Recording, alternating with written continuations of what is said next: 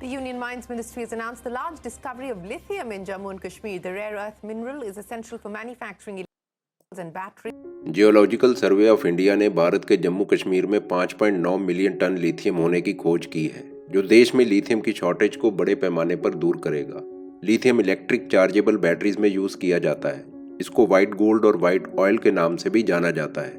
अभी भारत को लिथियम के लिए दूसरे देशों पर निर्भर रहना पड़ता है। मुख्य रूप से लिथियम के भंडार America, Australia, Chile, China, Argentina और बोलिविया में पाए जाते हैं। रशिया यूक्रेन वार के कारण इसकी सप्लाई में बहुत दिक्कतें आ रही हैं। पूरे विश्व में 98 मिलियन टन लिथियम के रिजर्व्स हैं, लेकिन उनमें से केवल 26 मिलियन टन ही यूज किए जा रहे हैं। अमेरिका के जियोलॉजिकल सर्वे के डाटा के मुताबिक बोलिविया में सबसे ज्यादा 21 मिलियन टन लिथियम के भंडार हैं।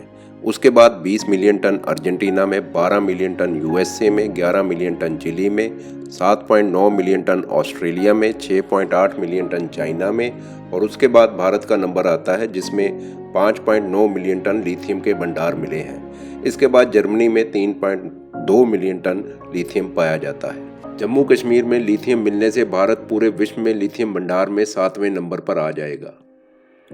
लिथियम की खोज सबसे पहले 1817 में की गई, लेकिन व्यावसायिक तौर पर इसको जर्मन की कंपनी 1923 में उपयोग में लेकर के आई।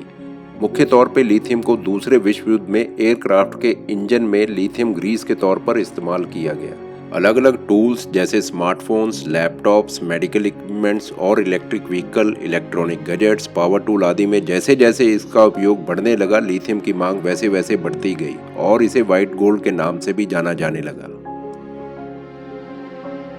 लिथियम एक नरम सिल्वर कलर का धातु होता है और जो कि बहुत ही हाईली रिएक्टिव और हल्का होता है। पिछले कुछ सालों में लिथियम का उपयोग काफी बढ़ा है। लिथियम की सबसे बड़ी एडवांटेज ये है कि ये रिचार्ज हो जाता है और पूरे विश्व में लिथियम की मार्केट इस समय 6.83 बिलियन डॉलर्स की है और ऐसा अनुमान है कि 2023 से लेकर 2030 तक ये मार्केट हर साल 12% तक बढ़ेगी। इलेक्ट्रिक वाहनों के निर्माताओं को सरकार सब्सिडी भी दे रही है। इससे उम्मीद है कि आने वाले दिनों में इलेक्ट्रिक वाहन तेजी से बढ़ने वाले हैं।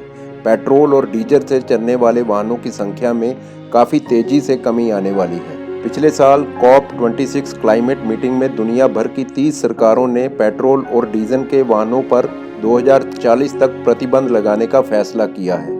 यूरोपियन पार्लियामेंट ने फैसला किया है 2035 के बाद पेट्रोल, गैस और डीजल की कारें यूरोप में नहीं चलेंगी।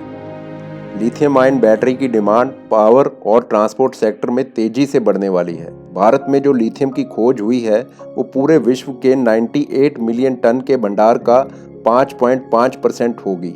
इससे हमारी घरेलू डिमांड की आपूर्ति हो सकेगी।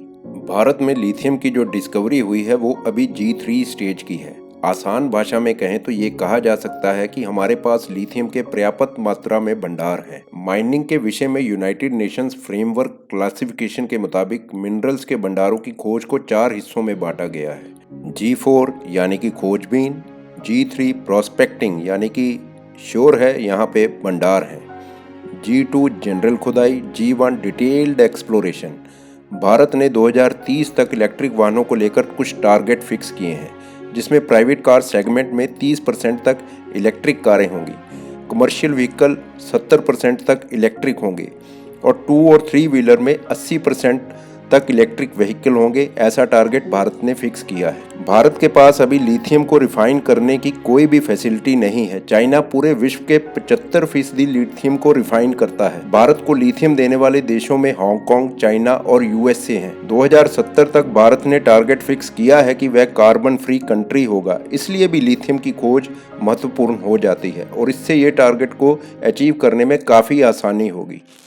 लेकिन जिस तरह से लिथियम की मांग तेजी से बढ़ रही है, उससे अनुमान है कि 2025 तक लिथियम की शॉर्टेज होने वाली है और 2030 में ये मांग दुगनी हो जाएगी। इसलिए लिथियम का अल्टरनेटिव भी खोजना पड़ेगा। तो ये था दोस्तों लिथियम की खोज पर हमारा एक छोटा सा वीडियो। अगर वीडियो आपको अच्छा लगा तो हमारे चैनल को सब्सक्राइब करें और लाइक करें। धन्यवाद। Thank you.